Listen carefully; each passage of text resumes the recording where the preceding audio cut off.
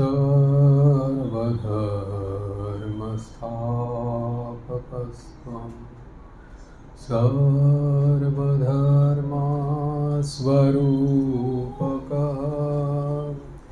आचार्याणां महाचार्यो रामकृष्णाय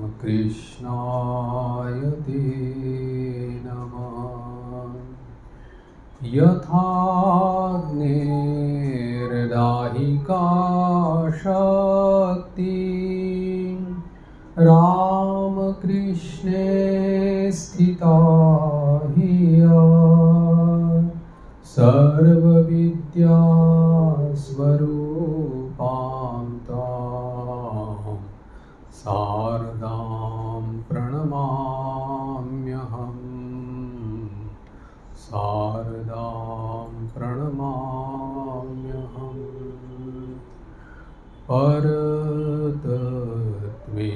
सदा लीनो रामकृष्ण समाज्ञया यो धर्मस्थापनरतो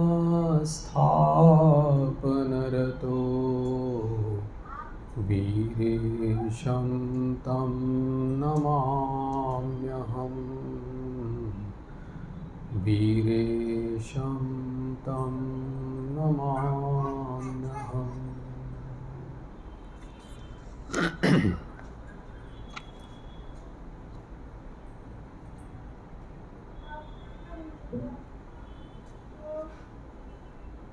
अनंत भावमय भगवान श्री राम कृष्ण देव के जीवन में गुरु भाव का विकास कैसे हुआ था, इसकी विवेचना हम लोग गुरु भाव में करेंगे। इसके पूर्व जैसे कि प्रस्तावना में हम लोगों ने देखा था कि ठाकुर के जीवन में गुरुभाव विकसित होना, ये कुछ बातों पर आधारित था जिसकी हम लोगों ने चर्चा की थी, और इसी को हम लोग संक्षेप में फिर से देखेंगे।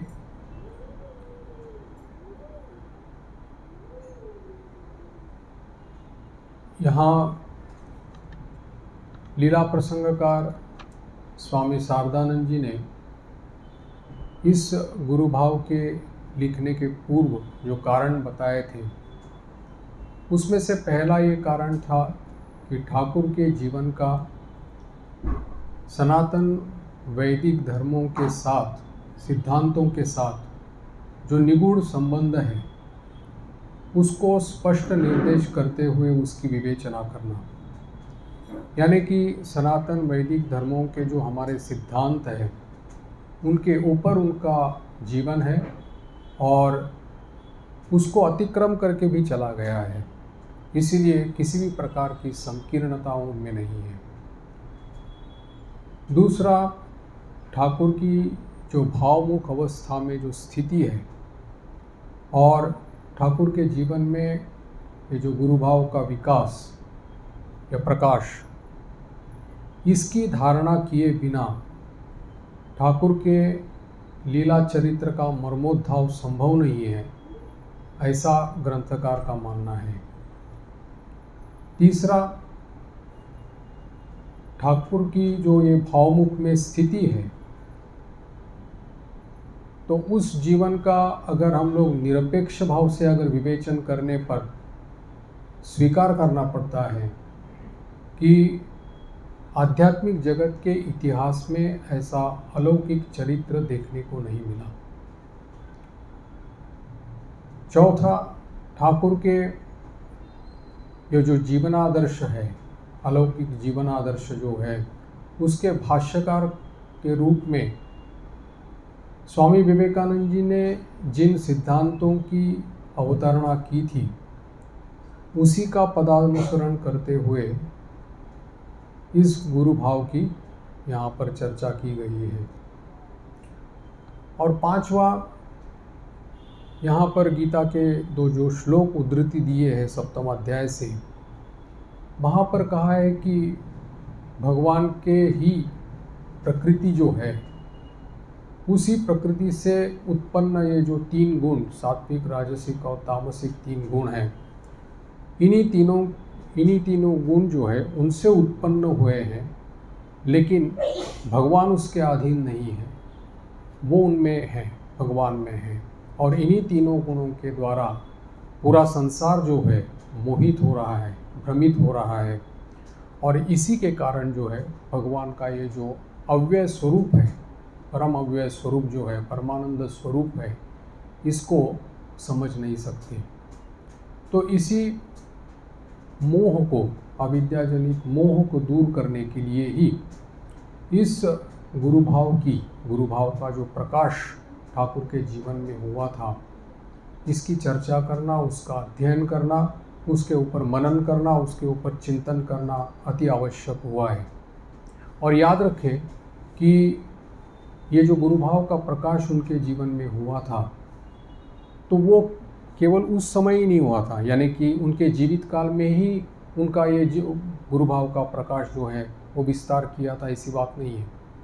लेकिन उनकी महासमाधि के पश्चात भी आज तक यहाँ पर, यानी कि ये संघ के माध्यम से ये गुरु शक्ति का प्रकाश जो है वो सब जगह पर विस्तारित हो रहा है। और जो भगवत मार्ग में चलने वाले जो साधक हैं, उनको भगवत प्राप्ति की ओर ले जा रहे हैं। तो ये 5 बातें हैं जिसको आधारभूत बना करके ये गुरु भाव लिखा गया है। गुरु भाव के वास्तविक 2 खंड हैं, एक है पूर्वार्ध, एक और उत्तरार्ध। तो दोनों खंडों में विभाजित ये गुरु भाव जो है उसकी हम लोग अभी चर्चा करेंगे। हम लोगों ने देखा है कि ठाकुर के साधन काल में, यानी कि उनकी उम्र की 27 साल से लेकर के 40 साल की उम्र तक जो उन्होंने अभूतपूर्व साधना की थी, उसमें उनको उस साधना के दौरान ही 3 बार श्री जगदम्बा का स्पष्ट आदेश उनको मिला था कि तुम भावमुख अवस्था में रहो। अब ये भावमुख अवस्था क्या है, उसका स्वरूप क्या है और उसका अर्थ क्या है, ये समझाना और ये समझना दोनों कठिन है, ऐसा स्वामी शारदानंद जी महाराज ने स्वीकार किया है। स्वामी विवेकानंद जी के जो एक दोस्त थे, हरमोहन मित्र, उनके साथ एक बार बातचीत करते समय स्वामी जी ने कहा था कि ठाकुर के एक एक उपदेश को लेकर के अनेकानेक दर्शन ग्रंथ लिखे जा सकते हैं। उत्तर में उनके दोस्त ने कहा कि हमने भी तो ठाकुर के उपदेश पढ़े हैं, लेकिन कहीं ऐसा महसूस नहीं हुआ, अनुभव नहीं हुआ कि इसमें इतना गहन अर्थ हो सकता है या उसमें गंभीर अर्थ हो सकता है। क्या तुम कोई उनकी बात, एक आध बात हमको समझा सकते हो? स्वामी जी ने कहा कि हाँ, कोई भी ठाकुर का एक आध उपदेश ले लो और मुझे बता दो कि मैं तुमको समझा दूंगा।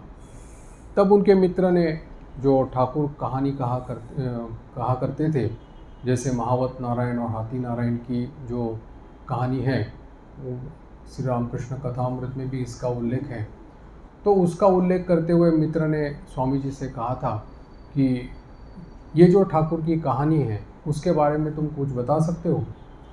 तब स्वामी जी ने प्राच्य और पाश्चात्य दोनों देशों के पंडितों की जो स्वाधीन इच्छा या अदृष्टवाद, पुरुषार्थ या कृपा, ये सब को लेकर जो वाद विवाद चल रहा था और जिसकी कोई निश्चित मीमांसा नहीं हो रही थी, उसकी चर्चा करने लगे।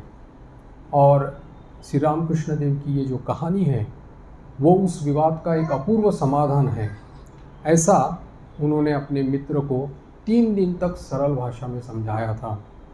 अब दुर्भाग्य की ये बात है कि ये जो स्वामी जी ने उनको समझाया था, उसको किसी ने लिपिबद्ध तो नहीं करके रखा, इसलिए हमारे लिए प्राय वो लुप्तप्राय हो गया है।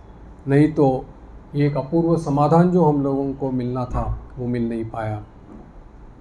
गहन रूप से विचार करने पर ठाकुर के जो दैनंदिन जीवन के दिनचर्या जो है, उनके आचरण हैं या उनके उपदेश हैं, उसमें वास्तव में कितना गंभीर अर्थ है देखकर आश्चर्य होना पड़ता है। वास्तविक सभी अवतार पुरुषों के जीवन में ही ये देखा जाता है।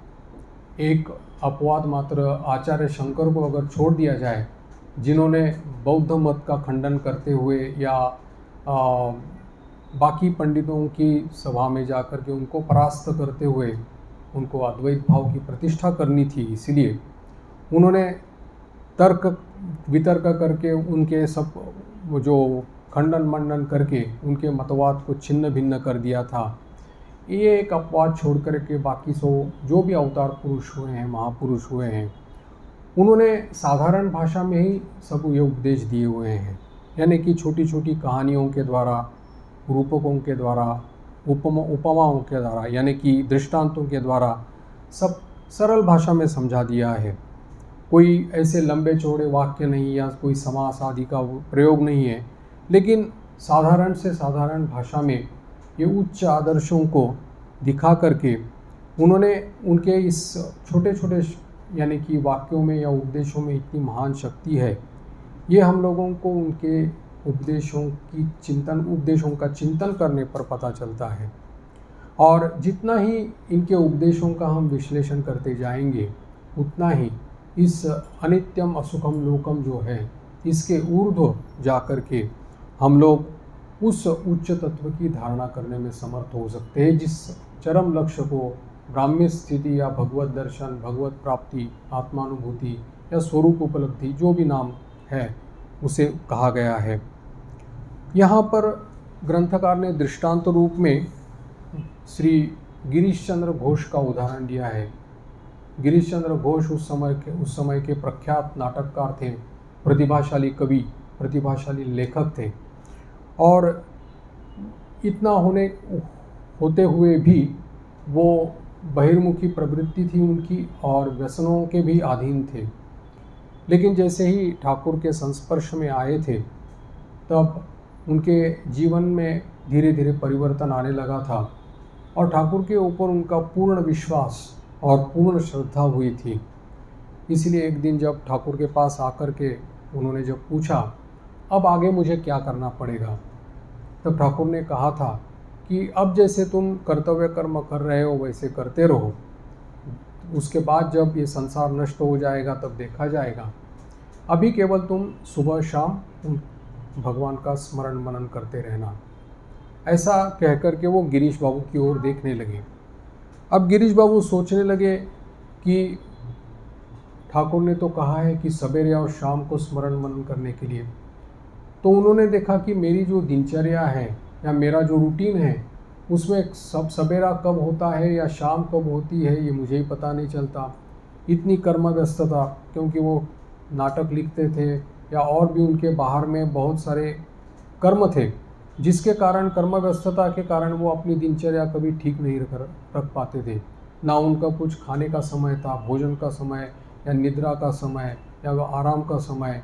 तो इस प्रकार से पूरा विशृंखल जैसा जीवन कहा जा सकता है वैसा था। तो उन्होंने सोचा कि अगर मैं हाँ कह दूँ, अगर न कर पाऊँ तो गुरु आज्ञा का उल्लंघन हो जाएगा। लेकिन उनको दूसरी बात ये भी लगी कि इतनी सीधी सी बात या बहुत ही सरल बात ठाकुर ने कही है कि सवेरे शाम उनका चिंतन मनन, स्मरण मनन करने के लिए, तो वो भी नहीं कर पाऊँगा। लेकिन दूसरी बार ये देखा कि उनकी जो कर्म व्यस्तता है वो उनको कभी भी इस प्रकार से करने में ये नहीं कर पाएगी। एक आध दो दिन अगर मानो कर लिया, उसके बाद नहीं कर लिया तो फिर भी उल्लंघन हो जाएगा।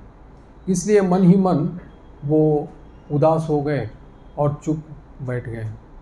तब जब ठाकुर ने उनकी इस अवस्था को देखा, तब उन्होंने कहा कि ठीक है, अगर ये भी तुमसे नहीं हो सकता है तो करो कि तुम भोजन के पहले या शयन करने के यानी कि सोने के पहले तुम उनका स्मरण मनन कर लेना।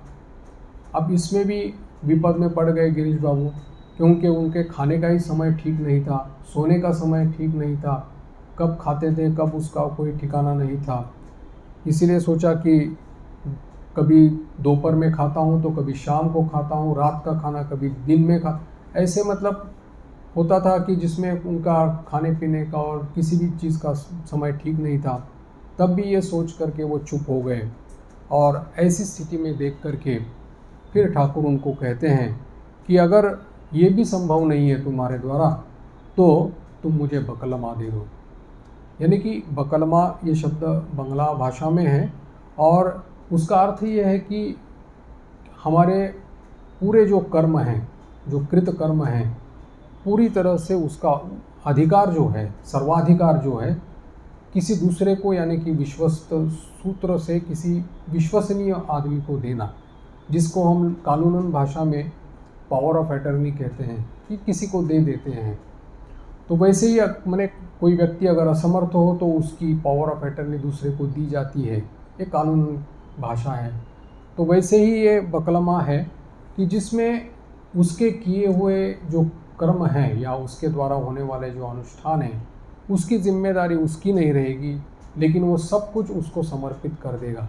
बकलमा यानी उसके सर्वाधिकार जो है वो पूरी तरह से मुझे दे दो, ऐसा ठाकुर ने कहा। अब ये बात है कि ठाकुर के भीतर ये जो गुरु भाव का जो विकास हुआ था, ये यहाँ पर आता है, समझ में आता है कि जैसे कि कोई अगर ठाकुर के पास आकर भाव समाधि दर्शन के बारे में अगर अनुरोध करता था तो ठाकुर कहते थे कि मैं क्या कहूँ, अगर माँ की इच्छा हो तो तुमको हो जाएगा, मिल जाएगा, ये सब बोलते थे। लेकिन आज इस स्थिति में गिरीश बाबू को उन्होंने ये नहीं कहा कि माँ की इच्छा हो तो ऐसा हो जाएगा। उन्होंने सीधा कह दिया, अगर तुमसे ये नहीं हो पाता है तो तुम मुझे बकलमा दे दो, यानी पूरी तरह से सर्वाधिकार दे दो। अब ये बात सुनकर के गिरीश बाबू संतुष्ट हो गए, उनका हृदय जो था वो शांत हो गया। और फिर वो जैसे जिस नियम बंधनों से वो घबरा कर रहे थे, उसके बारे में अब उनकी चिंता नहीं रही। उनको दृढ़ विश्वास था कि ठाकुर की जो अचिंत्य कृपा शक्ति है, दैवी शक्ति है, वही किसी न किसी समय में उनका उद्धार करेगी। और इसीलिए उनके मन में एक प्रकार की तृप्ति बोध हो गया कि अब ठाकुर उनके जीवन का भार उन्होंने सबका लिया है। लेकिन उस समय बकलमा देते समय गिरीश बाबू ये बात समझ नहीं पाए थे कि जिस नियम के बंधनों को वो टाल देना चाहते थे, उससे भी कई गुना बंधन, स्नेह के बंधन या प्रेम के बंधन उन्होंने स्वेच्छापूर्वक अपने गले में डाल दिया है। क्योंकि अब उनके जीवन पर अपना अधिकार उनका नहीं रहा, यहाँ से उनका बिका हुआ जीवन शुरू हो गया। क्योंकि पूरी तरह से आत्मनिवेदन, आत्मसमर्पण जब उनका हो गया, तब अब उनके जीवन पर उनका अधिकार नहीं रहा। अब अपने आराध्य देव के प्रतिकूल आचरण करने का अधिकार उनका नहीं रहा। इसलिए चाहे अनुकूल परिस्थिति हो, प्रतिकूल परिस्थिति हो, चाहे निंदा हो, स्तुति हो, मान हो, अपमान हो, लाभ हो, हानि हो, जय हो, पराजय हो, हर्ष हो, विषाद हो, सभी प्रकार के द्वंद्वों में अभी उनको स्थित रहना पड़ेगा, माने चुपचाप सहन करना पड़ेगा। और बिल्कुल किसी भी प्रकार के निषेधात्मक उद्गार जो है या किसी भी प्रकार की अपनी तरफ से कोई बोलना कहना, ये नहीं हो पाएगा। तो ये अवस्था वो बकलमा देने की थी। हालांकि उस समय ठाकुर की अपार करुणा का जो उन्होंने अनुभव उनको होने लगा था, और उसके साथ ही उनके मन में ये भी एक अहम भाव जागृत हो गया कि ठाकुर ने मेरा भार लिया है, अब मुझे किसी भी प्रकार की चिंता नहीं है, ठाकुर ही सब कुछ देख लेंगे।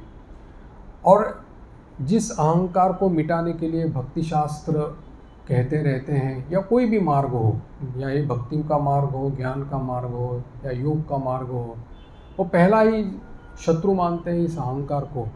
लेकिन ये अहंकार जो, यानी कि अहम भाव जो गिरीश बाबू के जीवन में आया था कि ठाकुर ने मेरा भार ले लिया है, अब मैं ठाकुर का हो गया हूँ और ठाकुर ही सब कुछ देखेंगे, ये अहम भाव जो था, इस अहम भाव को भक्ति शास्त्र में साधन के अंतर्गत माना गया है कि अत्यंत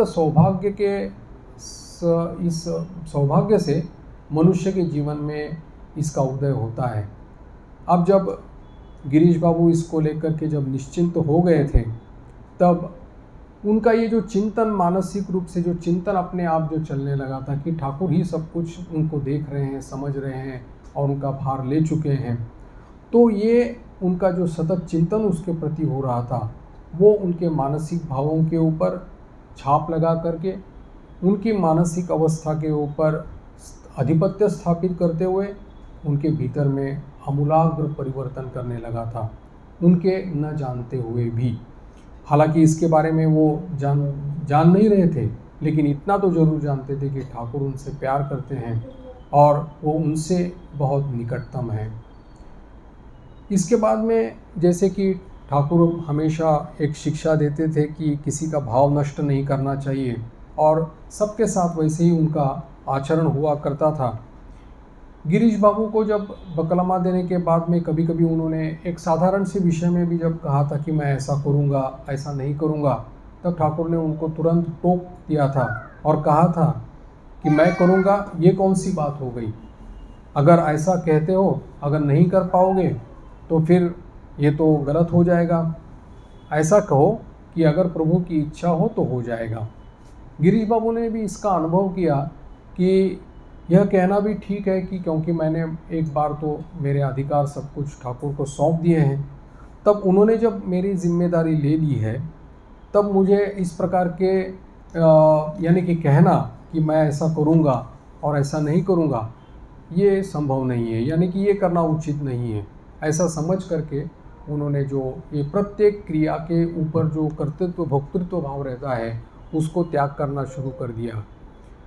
इसमें गिरीश बाबू के, क्योंकि जैसे ही ये इसके कुछ दिन बाद ही ठाकुर की महासमाधि होती है, और ठाकुर की महासमाधि के बाद में जब गिरीश बाबू के जीवन में कुछ वियोग उपस्थित होते हैं, जैसे कि उनकी पत्नी का और उनका जो पुत्र है उसका स्वर्गवास हो जाता है, ऐसे दुख कष्ट उपस्थित होते हैं, तो अब उनके जीवन में इस प्रकार का शोक करने का मोह, यानी कि और रोने का भी अधिकार उनको नहीं रहा, क्योंकि उन्होंने कहा कि जो मेरे लिए कल्याणप्रद है, जो मेरे लिए आवश्यक है, वो तो सब गुरुदेव ने कर दिया है। ये घटना परंपरा जो मेरे जीवन में आकर के उपस्थित हुई है, वो भी उनकी कृपा से आकर के उपस्थित हुई है, और जब मैंने अपना भार पूरी तरह से ठाकुर को सौंपा है, तब फिर मैं कौन होता हूँ कि इसमें इस प्रकार से बोलने वाला, कौन से पथ से या कौन से मार्ग से मुझे वो ले जाएंगे और चरम लक्ष्य की ओर आगे बढ़ा देंगे, ये मैं कैसे बता सकता हूँ? ये तो केवल उनका ही अधिकार है। इसीलिए ये जो भी, यानी कि निषेध करने का भी या असंतुष्ट होने का भी कोई कारण उनका नहीं रहा। तो ऐसे ही जैसा जैसा उनका जीवन आगे बढ़ता गया, वैसे वैसे इस बकलमा देवी का गूढ़ अर्थ वो समझने लगे थे। परवर्ती काल में जब गिरीश बाबू को ये पूछा गया था, तब उन्होंने कहा कि बकलमा देने के समय में मुझे पता नहीं चला कि बकलमा देने का एक इतना गहन और गंभीर अर्थ हो सकता है कि बाकी देखता हूँ कि साधन भजन का या अनुष्ठानों का भी किसी न किसी समय विराम होता रहता है, लेकिन जब बकलमा दिया है, तब मानो पग पग पर, प्रत्येक श्वास प्रश्वास पर ये सोचना पड़ता है कि ये प्रभु के अनुसार चल रहा है, प्रभु के ऊपर निर्भर होकर के हो रहा है कि नहीं, और जो भी हो रहा है प्रतिपल उनका चिंतन मानो अविराम रूप से चलता रहेगा, और इस तुच्छ अहंकार जो है वो सदा सदा के लिए उनमें ये समर्पित होता जाएगा। यहाँ पर ग्रंथकार ने ये कहा है कि ये जो बकलमा देने की जो घटना है, इसमें ये कोई न समझे कि कोई भी महापुरुष या सिद्ध महापुरुष ये बकलमा दे सकता है या ले सकता है, किसी का भार ले सकता है। केवल एकमात्र अवतार पुरुष जो हैं वो किसी का, यानी इस प्रकार से उसका दायित्व जो है या जिम्मेदारी जो है इस प्रकार से ले सकते हैं, बाकी कोई उसको ले नहीं सकता, क्योंकि ये अधिकार यानी कि किसी विशेष क्षेत्र में ही, यानी कि इस प्रकार के जिम्मेदारी अवतार पुरुषों ने लेती हुई दिखाई पड़ती है। जबकि कोई साधक इस प्रकार से साधन जीवन में भगवत मार्ग में आगे बढ़ना चाहता है, तब देखा जाता है कि उसके जो पूर्व पूर्व जन्मों के जो संस्कार है वो उसके साधन जीवन में बाधक बनते रहते हैं और वो उसको पीड़ा देने लगते हैं, क्योंकि वो आगे बढ़ नहीं सकता। इसीलिए देखा गया है कि कोई ईश्वर कोटि के जो महापुरुष है या अवतार पुरुष है वो उनकी जिम्मेदारी ले लेते हैं और उनके जो पूर्व पूर्व जन्मों के जो प्रारब्ध कर्म जो है वो अपने ऊपर ले लेते हैं और वो खुद भोग करते हैं, ताकि वो निश्चिंत रूप से, यानी जिसका भार लिया है वो निश्चिंत रूप से साधन कर पाए। और इसीलिए कहा जाता है कि केवल इस प्रकार के ईश्वर कोटि जो महापुरुष है या भगवान स्वयं जो है अवतार पुरुष है, यही बकलमा ले सकते हैं। और ठाकुर जैसे कहा करते थे कि इनकी कृपा से, यानी कि भगवत कृपा से 10 जन्म के भोग एक जन्म में ही मानो हो जाते हैं। यहाँ पर बकलमा के संबंध में जब एक दर्शन ठाकुर को जो हुआ था वो यहाँ पर उल्लेख उसका किया है। जब गले के कैंसर से पीड़ित होकर के ठाकुर जब श्यामपुकुर के मकान में स्थानांतरित हो गए थे, तब एक बार उन्होंने देखा था कि उनका सूक्ष्म शरीर उनके स्थूल शरीर से बाहर आकर के निकल कर के घूम रहा है और अपने ही शरीर को देख रहा है, जिसमें बहुत सारी चोटें लगी है, पीठ घावों से भरी है। और वो सोच रहे थे कि ऐसा क्यों हो गया। तब ऐसा जब उनके मन में सवाल आ गया, तब जगन माता ने उनको दिखा दिया कि इनकी इस दुर्दशा का कारण ये है कि लोग जो मनमानी करके आचरण करते हैं और बाद में आकर के उनको जो स्पर्श करते हैं, उसके कारण ये सब कुछ रोग उनमें, यानी कि उन रोगों का संचार उनमें हुआ है। ठाकुर कहा करते थे कि ये तो देव शरीर है, इसने तो कभी किसी भी प्रकार का गलत कार्य किया ही नहीं, तो भी ये सब क्यों भोगना पड़ रहा है। क्योंकि जिसका भार ठाकुर ने लिया है, जिसको मानो दीक्षा दी है, जिसका आध्यात्मिक जीवन उनके ऊपर है, तो ऐसे लोगों ने अगर किसी भी प्रकार की मनमानी की, गलत आचरण किया या उस प्रकार के, यानी कि इष्ट विरुद्ध, गुरु के वचनों के विरुद्ध अगर आचरण किया, तो उसका फल मानो उनको भोगना पड़ रहा है। इसीलिए वो देखा है कि ये सब रोग जो उनके शरीर में हुआ था वो सब इसी के कारण हुआ था। और वो बोल रहे थे कि फिर ये शरीर में, इस गंदे शरीर में अंदर जाने की, प्रवेश करने की फिर इच्छा नहीं हुई, लेकिन जगन माता का कार्य था, इसलिए फिर समझा बुझा करके मैंने इस शरीर में प्रवेश कर दिया। ठाकुर के द्वारा किसी एक को इस प्रकार से रोगों को दूर करते हुए देखा गया है। जैसे कि मथुर बाबू की जो पत्नी थी, उनको जो पेट की बीमारी हुई थी, तो वो भी उसका भोग उन्होंने भोगा था। यहाँ पर और एक ऐसी घटना का उल्लेख यहाँ पर ठाकुर के द्वारा जो हुआ है उसका किया है कि एक कुष्ठ रोगी जो रहता है, सफ़ेद कोढ़ जिसके जीवन, यानी कि शरीर पे थे, तो वो आकर के जब ठाकुर के पास कातर रूप से प्रार्थना करता है और कहता है कि आप एक बार अगर हमारे शरीर पर हाथ फेर देंगे तो मेरा ये रोग दूर हो सकता है। तब उसके प्रति कृपापूर्ण होते हुए ठाकुर ने कहा कि ठीक है, मैं तो नहीं जानता, लेकिन अगर माँ की इच्छा हो तो ठीक हो जाएगा। ऐसा कहते हुए उन्होंने उस मरीज़ के ऊपर उन्होंने अपना जब हाथ फेर दिया, तब उनको दिखाई दिया कि वो उसका रोग तो दूर हो गया, लेकिन उनके शरीर में, यानी कि उनके हाथ में दिन भर इतना दर्द होता रहा कि फिर जगदम्बा को वो प्रार्थना करते हैं और कहते हैं कि उस व्यक्ति का तो रोग दूर हो गया, मैं ऐसा काम फिर से नहीं करूँगा। और उसका जो भोग था वो उनको भोगना पड़ा था। तो ऐसे है कि ये किसी का भार या किसी का इस प्रकार का रोग या लेना या ग्रहण करना, ये केवल अवतार पुरुषों के लिए संभव होता है। तो यहाँ पर कहा है कि बकलमा देना ये भी कोई एक स्वाभाविक, यानी कि कोई सहज कार्य नहीं है। ये कठिन, यानी कि अनायास किसी की धारणा ये रहती है कि हम कुछ भी किसी भी तरह से मनमानी आचरण करेंगे, हमारे मन तो हमारे, यानी कि संयम तो हमारा है नहीं, मन के द्वारा जो भी भ्रष्टाचार हो या गलत आचरण हो करते रहेंगे और फिर बाद में कहेंगे कि भगवान के ऊपर हमने सब कुछ छोड़ दिया है। तो यहाँ पर ग्रंथकार ने ये कहा है कि इस प्रकार का बकलमा देना न बकलमा देना होता है या कोई लेता है या न कोई ठीक तरह से दिया जाता है। ये और कोई नहीं है, ये दुष्ट मन की धूर्तता है।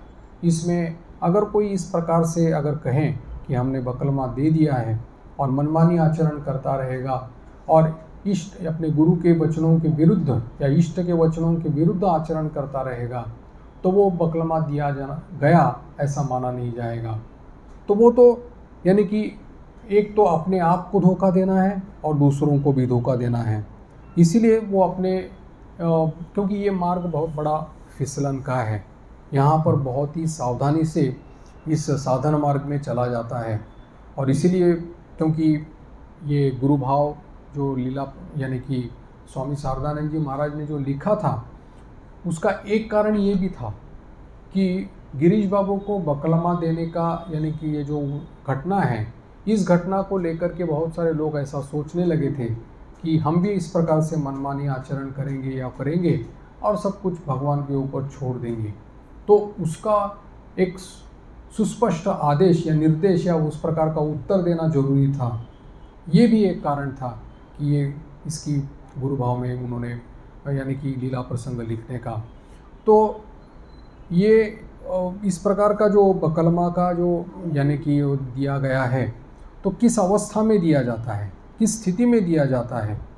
तो यहाँ पर कहा है कि जब अपने भगवान को प्राप्त करने के लिए यानी कि भगवत प्राप्ति करने के लिए जब मनुष्य के जीवन में जब मनुष्य निराश होने लगता है कि उसके द्वारा कुछ संभव नहीं हो पाता या उसमें सामर्थ्य नहीं है, उसमें बल नहीं है और जो साधन भजन वो कर रहा है वो पर्याप्त नहीं है और उसको लगता है कि हमारे पूर्व जन्म के जो संस्कार हैं वो इसमें बाधक हो रहे हैं, तभी वो जब कातर रूप से अगर भगवान को पुकारता है तभी भगवान उसका भार ग्रहण करते हैं, अन्यथा नहीं तो इसकी मन की जो धोखेबाजी है इससे बिल्कुल सावधान होना पड़ता है, रहना पड़ता है, नहीं तो हम अपने आप को धोखा देंगे और दूसरों को भी धोखा देंगे।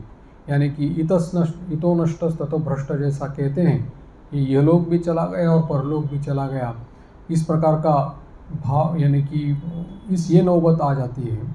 इसलिए जो बकलमा देता है उसका पूरा आश्रय जो रहता है भगवान के श्री चरणों का, वो आश्रय लेता है और जो आश्रय लेता है इससे उसका सतत चिंतन, एक पल के लिए भी चिंतन उसका नहीं रुकता, सब समय श्वास प्रश्वास में सब समय उसका भी भगवत चिंतन चलता रहता है। आश्रय लेकर के अगर मनमानी आचरण करता है तो इसका मतलब वो ठीक आश्रय हुआ भी नहीं, वो धोखा दे रहा है। इसलिए यहाँ पर बहुत सावधानी पूर्वक यहाँ पर रहने के लिए ग्रंथकार यहाँ पर कहा है, क्योंकि जब अनन्य आश्रय जब हम लोग लेते हैं तब कभी भी हम भगवान को नहीं भूलते, भगवान की कृपा को कभी भूल नहीं सकते, भगवान की जो करुणा हमारे ऊपर है उसको भूल नहीं सकते। जैसे कि जल और जल का तरंग है, तरंग जो है जल का ही है लेकिन उसका आधार जो है जल है। उसी प्रकार से जीव जिस प्रकार से भी साधन भजन करे, वो जो इस कृपा के लहर पर आरूढ़ हो जाता है तब वो भगवान की उपस्थिति जो है, भगवान की जो करुणा है, भगवान की जो कृपा है उसका सतत अनुभव करता है। वो एक मुहूर्त के लिए भी उस कृपा को नज़रअंदाज उसके नहीं हो सकता या मन से हट नहीं सकती। तो ये स्थिति है। अगर ये समझना चाहिए कि अगर ये स्थिति है तो इसका मतलब है कि ठीक हम लोग आगे साधन मार्ग में आगे बढ़ रहे हैं। अगर नहीं है तो इसका मतलब हम ही अपने मन के साथ में धोखेबाजी कर रहे हैं। तो इसलिए यहाँ पर कहा है कि बकलमा के विवेचन में इसका जो गूढ़ अर्थ है वो यहाँ पर उन्होंने इसका उल्लेख किया है और जो अर्थबोध इसके द्वारा जो हुआ है, हम लोगों को हुआ है, इससे भी अनेकानेक अर्थ और भी निकल सकते हैं इसकी गहराई में जितने हम लोग जाएंगे। ठाकुर कहा करते थे कि समय आने पर सब कुछ हो सकता है, समय आने पर सब कुछ समझ सकोगे। यानी कि जैसे कि बीज बोया जाता है तो तुरंत दूसरे दिन कोई फल की आशा नहीं करता, पहले अंकुर होता है, पौधा होता है, फिर पेड़ आगे बढ़ता है, फिर फूल होते हैं, फल होते हैं। ठीक वैसा ही समझना चाहिए कि कोई भी मार्ग, भगवत मार्ग या गुरु प्रदत्त मार्ग हम लोगों को अगर मिले तो उसको उसमें लगे रहना चाहिए, उसको छोड़ नहीं देना चाहिए। वही एक ही गुरु तत्व है, एक ही गुरु शक्ति है जो पूरे विश्व ब्रह्मांड में कार्यरत है और वो सबको साथ कार्यरत कर रही है। ढांचा अलग हो सकता है जिसके माध्यम से वो गुरु शक्ति प्रवाहित हो, लेकिन एक ही गुरु तत्व वो सब जगह पर विद्यमान है। इसलिए ठाकुर एक गान गाते थे कि हरि से लगे रहो रे भाई तेरा बनत बनत बनी जाए। और फिर इसमें भी ये कहा है कि सेवा बंदी और अधीनता सहज मिले रघुराई। तो ये 3 बातें कही हैं कि भगवत सेवा, भगवान की आराधना और अधीनता, यानी कि भगवान का आश्रय, अनन्य आश्रय, इन तीनों से सहज मिले रघुराई और इससे भगवत प्राप्ति सहज हो सकती है। ढीली ढाली भक्ति होने से कभी इसका भगवान लाभ या भगवत प्राप्ति नहीं हो सकती। इसलिए वो कहा करते थे, यद्यपि इस गाने में तेरा बनत बनत बनी जाए, ये जो है ठाकुर इस भाव को कभी पसंद नहीं करते थे। वैसे ठाकुर का भाव ये था कि जैसे डकैत लोग जैसे डाका डालते हैं और कहते हैं कि मारो काटो लूटो, तो वैसे भाव प्रसन्न ठाकुर करते थे कि इस भगवत मार्ग में भी भगवान के ऊपर इसी प्रकार का आरोप करना चाहिए, डकैत का भाव, कि मैं तुम्हारे आश्रित हूँ, मैं तुम्हारा ही चिंतन करता हूँ और तुम्हारा ही आश्रय ले चुका हूँ, अब तुम मुझे ये नहीं दोगे। यानी कि जैसे कोई कृतदास रहता है, बिका हुआ जो रहता है, वो उनकी इच्छा के अनुसार उनके सब कुछ इसमें अनुसार करता है, लेकिन उसके अंत में, यानी कि दिन के अंत में वो होता है कि मुझे पेमेंट तो मिलना चाहिए। पेमेंट क्या है? भगवत प्राप्ति। तो भगवत प्राप्ति तो मुझे मिलनी चाहिए क्योंकि मैं आश्रित हूँ। तो इस प्रकार का जोर ज़बरदस्ती जो है भगवान के ऊपर करना चाहिए, ये ठाकुर का अभिमत था। इसलिए राम प्रसाद के गानों में भी कई कई जगह ऐसा भाव हम लोगों को दिखाई पड़ता है। और ठाकुर वही बोलते थे कि देगा नहीं मतलब मैं तुम्हारा अंश हूँ और मैंने तुम्हारे लिए सब कुछ छोड़ दिया है, सब कुछ तुम्हारे लिए हम लोगों ने यानी कि त्याग किया है, अब तुम दर्शन नहीं दोगे, तुम हमको भगवत प्राप्ति नहीं करवाओगे, ये कैसी बात है? उसके ऊपर जोर करना चाहिए। तो ये भाव था। इसलिए वो भाव जो इसमें गाने में है, तेरा बनत बनत बनी जाई, ये उनको पसंद नहीं था।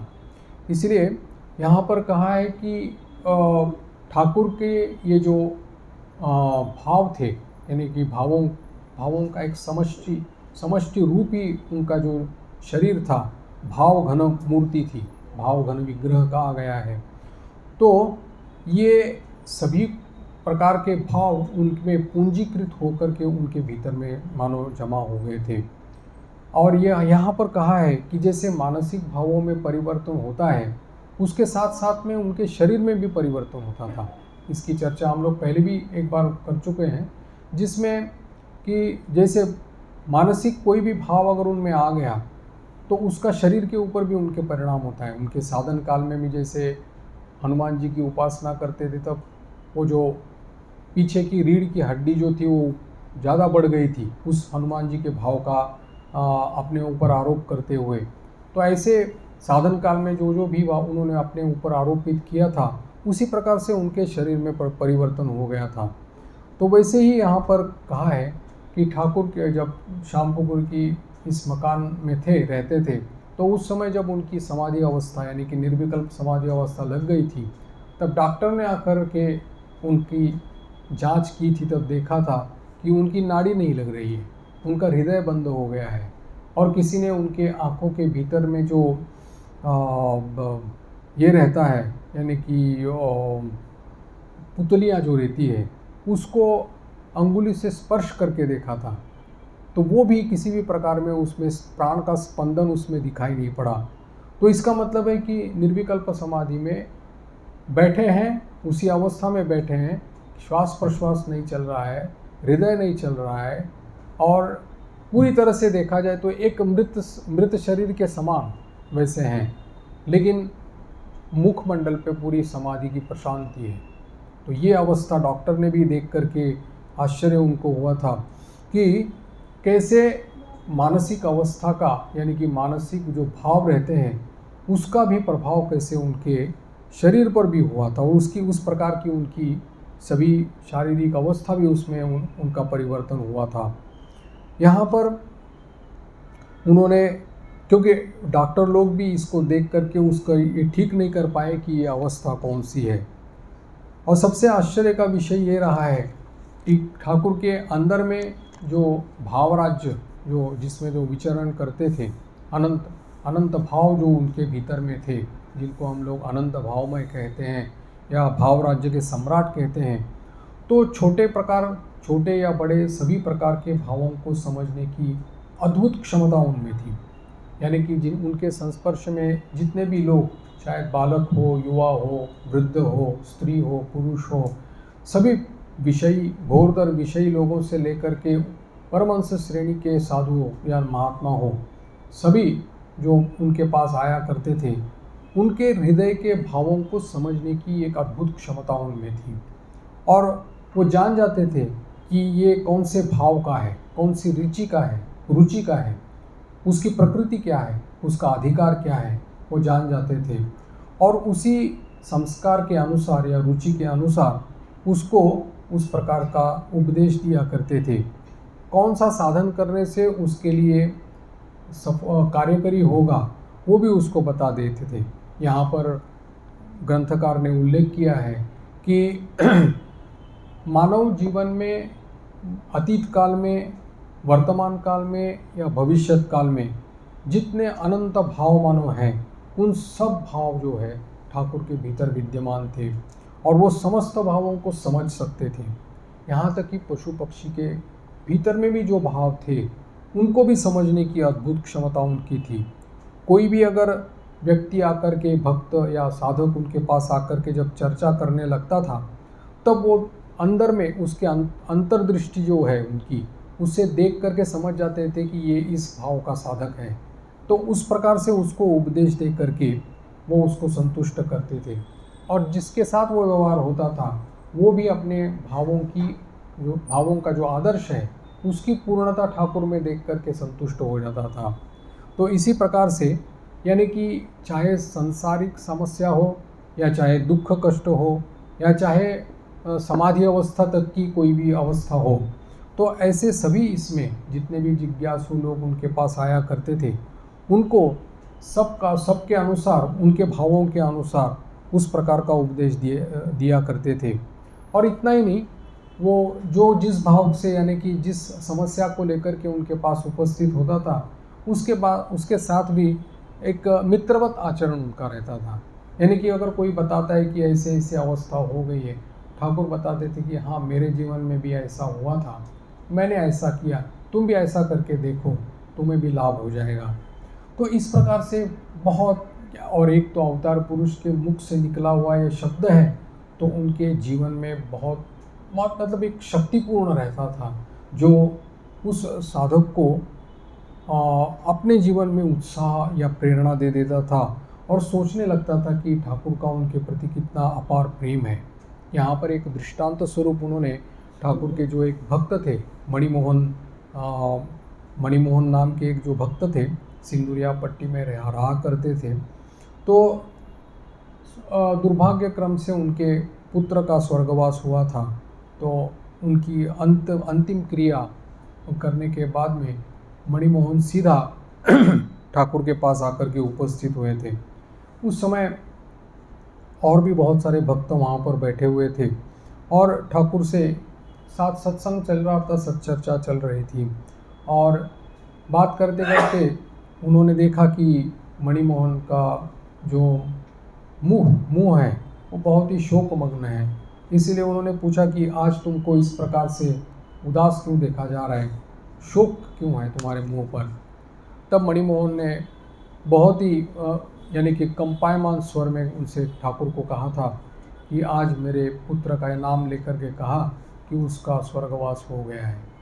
अब इस प्रकार से इस बुजुर्ग भक्त के मुंह से अपने ही पुत्र का जब उन्होंने ये सुना कि स्वर्गवास होने की बात सुनी, तो वहाँ पर उपस्थित जितने भी भक्त थे, तो उन्होंने अपनी तरफ से, जैसे कि होता है कोई अगर गुज़र जाता है, स्वर्गवास होता है, तो उसको सांत्वना दी जाती है अलग अलग अलग प्रकार से कि भाई ये तो होना ही है, कभी ना कभी सबको जाना है, आदि आदि।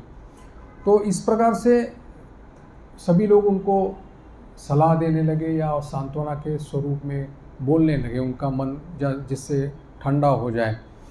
लेकिन यहाँ पर ग्रंथकार ये कहते हैं कि मन, मुख और आचरण इन तीनों की एकता न रहने के कारण में हम लोग जो भी जिसको सांत्वना देते हैं या जिससे बात करते हैं उसका कोई प्रभाव नहीं रहता, उस शब्द के पीछे कोई शक्ति नहीं रहती। और इसीलिए यद्यपि हम लोग उसको समझाने की कोशिश कर रहे हैं, उसके मन की स्थिति को हम लोग फिर से स्वाभाविक करने की कोशिश कर रहे हैं, उद्देश्य तो ठीक है, लेकिन फिर भी हमारे शब्दों के पीछे, हम जिसको सांत्वना दे रहे हैं उस शब्दों के पीछे हमारी शक्ति नहीं है। क्यों? क्योंकि ये मन, मुख और आचरण तीनों एक साथ नहीं है। नहीं तो ऐसी शक्ति हो जाएगी कि जो बोलेंगे, जो भी कहेंगे, उसको उपदेश देंगे, उसके मन को बलात् खींच करके वहाँ पर ले जाएगा। ऐसी, क्योंकि जो मन में है वही वाणी में है और जो वाणी में है वही आचरण में है। अगर तीनों मनों एक साथ है तो ऐसी कोई दुनिया में ताकत नहीं जो उसको वो समझ पाए। तो इसी प्रकार से ठाकुर भी जब उन्होंने ये बात सुन ली तब वो खुद वहाँ पर खड़े हो गए, अचानक भाव दशा में खड़े हो गए और उन्होंने गाना गाया। गाना बंगला भाषा में है, लेकिन इसका तात्पर्य ये था कि हे जीव, युद्ध के लिए तैयार हो जाओ और इस रणवेश को धारण करके काल तुम्हारे घर में प्रविष्ट हो रहा है। और इस साधन महापुण्य रूपी रथ में चढ़ करके साधन भजन नामक 2 घोड़ों को उसमें जोत कर ज्ञान धनुष्य में टंकार देकर भक्ति रूप ब्रह्मभान का संधान करो। कवि कह रहे हैं, दाशरथी जी कह रहे हैं कि ये एक सुसंगत युक्ति है कि यदि भागीरथी के तट रणभूमि बने तो समस्त शत्रुओं के नाश के लिए रथियों की कोई आवश्यकता नहीं है। ये एक प्रकार का जो भजन है ये वीरत्व का है, यानी कि वीरत्व का प्रदर्शन करने वाला ये गान है, भजन है।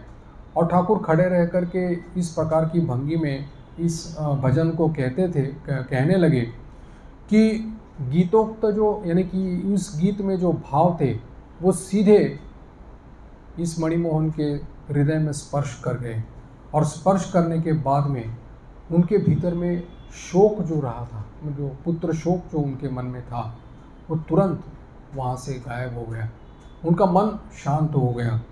और इसीलिए ठाकुर उनके पास जाकर के जब बैठ गए, गान समाप्त हो गया, ठाकुर इस मणिमोहन के पास जाकर के जब बैठ गया, उन्होंने उनको कहा कि पुत्र शोक के समान और कोई शोक है? बोलते अपने ही शरीर से निकला हुआ तो ये जीव है, तो उसके साथ ये जो संबंध है ये तो अविच्छेद्य है, और जब तक ये रहता है तब तक वो दुख बना ही रहता है। ऐसा कहकर के ठाकुर ने अपना दृष्टांत बताया था।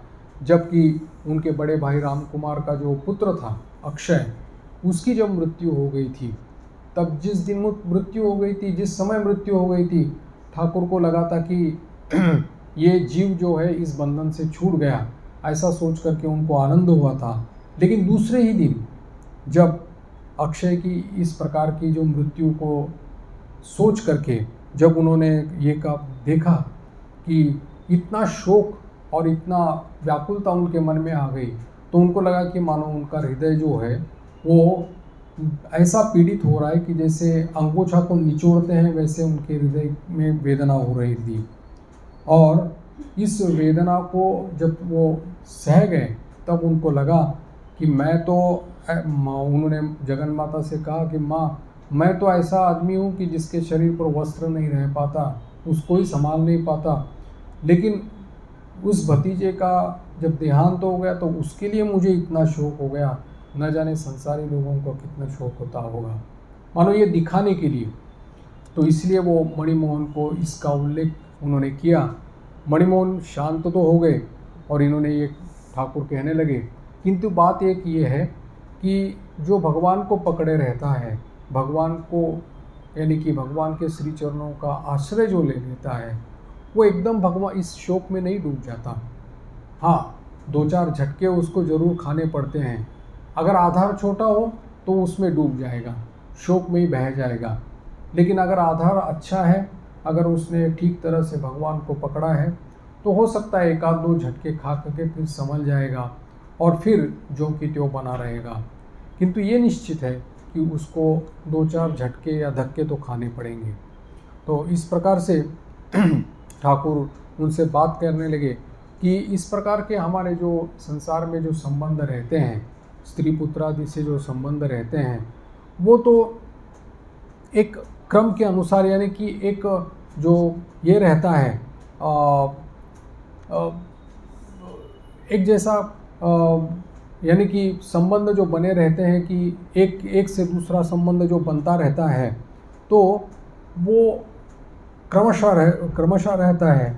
लेकिन हम लोगों को समझ में नहीं आता कि कुछ कुछ चीज़ें जो हैं वो इस जीवन में अनिवार्य रहती है और उसको हम लोगों को स्वीकार करना पड़ता है।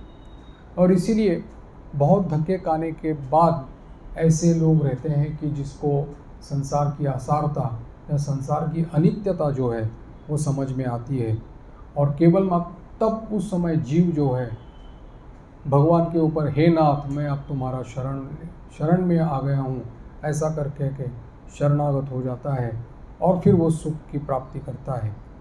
तो ऐसा है कि इसीलिए ये सब सुनने के बाद में मणिमोहन ने ठाकुर को कहा कि आज मेरा मन अभी शांत हो गया है, मैं इसलिए वहाँ से सीधा स्मशान घाट से भाग करके आपके पास आया था कि मेरा मन शांत हो जाए।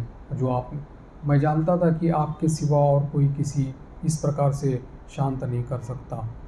तो ये बातें हैं कि ठाकुर की जो समझाने की, या सबके साथ, यानी कि जो भी उनके संस्पर्श में आता था किसी भी समस्या को लेकर के, उसको समझने की और समझाने की, उसके हृदय की पीड़ा समझने की और उसका दुख वेदना जो है उसको समझने का जो उनका हृदय जो था, वो जो संवेदनाशील जो हृदय था, वो खुद अनुभव करता था।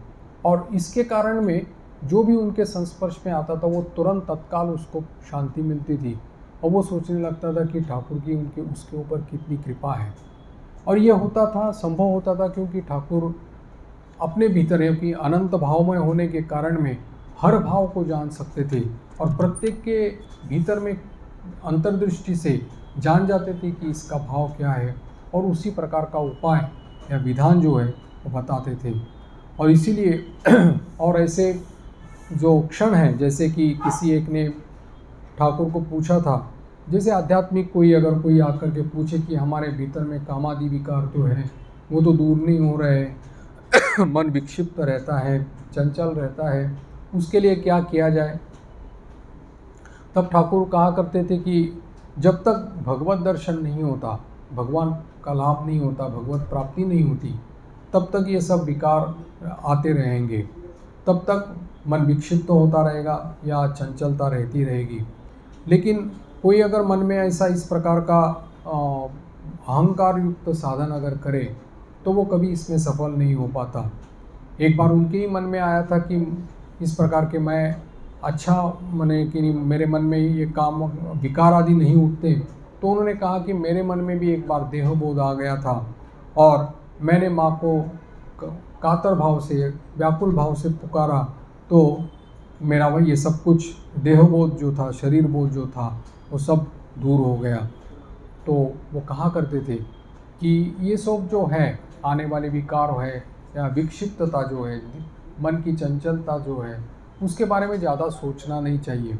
जैसे हम लोग शरीर की क्रियाएं जैसे स्वाभाविक रूप से करते हैं, खाना पीना, शौच आदि जाना जैसे करते हैं, तो वैसे ही समझना चाहिए कि ये क्रियाएं हैं। मन की चंचलता भी वैसे ही है, ऐसा समझना चाहिए।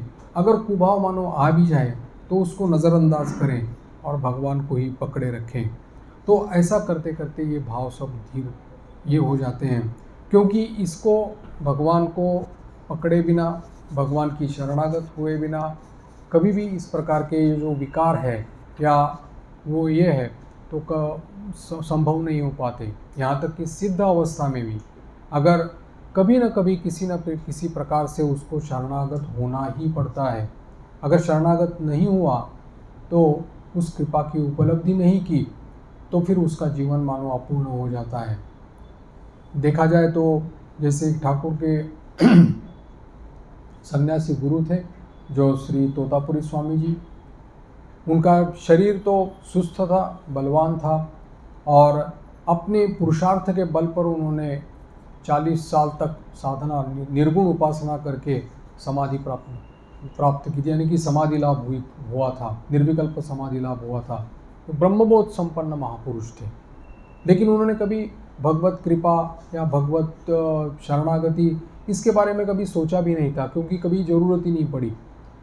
और जब ठाकुर के पास आए थे, और जब ठाकुर के पास आने के बाद में जब उन्होंने, जैसे कि ठाकुर के पास आए हैं, संस्पर्श में आए हैं, यद्यपि गुरु के रूप में आए हैं, तो भी अपूर्ण कैसे रह सकते हैं। तो इसीलिए कृपा का अनुभव उनको समझाने के लिए इसी भगवत कृपा ने उनको रोक के रखा था 11 महीने दक्षिणेश्वर में।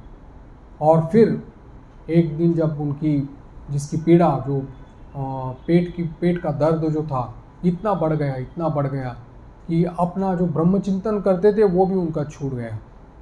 और उसी समय उन्होंने निश्चय किया कि इस शरीर का तो कोई मतलब नहीं, क्योंकि ब्रह्मबोध हो गया है, तो उसका गंगा जी में विसर्जन किया जाए। ऐसा सोच करके गंगा जी में वो अंदर में चले गए, प्रवेश करते गए, और प्रवेश करते करते देखा कि चलते चलते देखा कि जिस गंगा जी में पूरा लबालब पानी भरा रहता है, उसमें आज डूबने के लिए तक पानी नहीं रहा। और एक किनारे से दूसरे किनारे तक चलते गए, तब उनको मानो उनके सामने आवरण खुल गया और देखा कि सब कुछ मातृमय, सर्वम मातृमय जगत, जगन माता का प्रकाश सब जगह में, अणु परमाणु में उनको देखने को मिल गया। और इसी जगन माता की कृपा का अनुभव उनको हो गया। जगन माता का यानी कि शरणागत क्या चीज़ है वो समझ गए थे। नहीं तो ठाकुर की ठट्टा करते हुए उन्होंने कहा था, क्या रोटी ठोकते हो। भगवत भजन करते थे ठाकुर, हाथ ताली दे करके हरिनाम करते थे, उसको देख करके उन्होंने कहा था क्या रोटी ठोकते हो। लेकिन आज ऐसे ब्रह्मबोध संपन्न महापुरुष को भी घुटने टेकने पड़े और उनको शरणागति क्या है, माँ कृपा क्या है, उसको समझना पड़ा। तब उनके जीवन की पूर्णता हो गई। और फिर दूसरे दिन जब सवेरे के समय जब देखा उन्होंने, तो उनका पूरा जो पीड़ा थी उनकी, पेट की पीड़ा थी, जो पेट का दर्द था, वो पूरी तरह से चला गया है। और तब समझ में आ गया कि इसी के लिए मुझे यहाँ पर 11 महीने तक रुकना पड़ा, ये बात समझाने के लिए। तो यहाँ पर इसलिए कहा है कि जब तक भगवत शरणागति नहीं होती, भगवत का आश्रय जब तक नहीं लिया जाता, तब तक ये कुभाव जो है, या विक्षिप्तता जो है, चंचलता जो है, वो तब तक बनी रहती है। इसलिए शरणागति की आवश्यकता रहती है। ठाकुर इस प्रकार से इस भावमुख अवस्था में रह कर के, यानी इस अवस्था में रह कर के अपने शिष्यों के साथ, अपने भक्तों के साथ इस प्रकार से वार्तालाप करते थे, उनको समझाते थे। एक मित्रवत, यानी कि गुरु के नाते भी नहीं, एक मित्रवत उसको समझाते थे और उसको सांत्वना देते थे। और उसको, जैसे एक पहलवान रहता है जो अपने, जो कोई दूसरा एक उसके साथ अगर कोई युवक रहे जो पहलवानी सीखना चाहता है, तो उसको पहले उत्साह देने के लिए खुद हार जाते हैं, अपने आप से हार जाते हैं और उसको उत्साह देते हैं, बढ़ावा देते हैं। वैसे ही ये ठाकुर की मानव पद्धति थी, उपाय था कि पहले उसको उत्साह दे करके, प्रेरणा दे करके बोलते थे कि हाँ ऐसा करो, मैंने भी ऐसा किया है, तुमको भी इसका लाभ हो जाएगा। तो ये एक बहुत बड़ी आश्वासवाणी जो है ठाकुर के माध्यम से मिलती है। इसलिए गुरु भाव की आलोचना करना यहाँ पर, यानी कि चर्चा करना यहाँ पर इतना महत्वपूर्ण है कि जो हमारे साधक जीवन के लिए हमेशा के लिए उपयुक्त हो सकता है। आज यहीं पर विराम कर देंगे, विशेष चर्चा बाद में करेंगे। ओम शांति शांति शांति। हरि ओम तत्सत। श्री राम कृष्णार्पणमस्तु।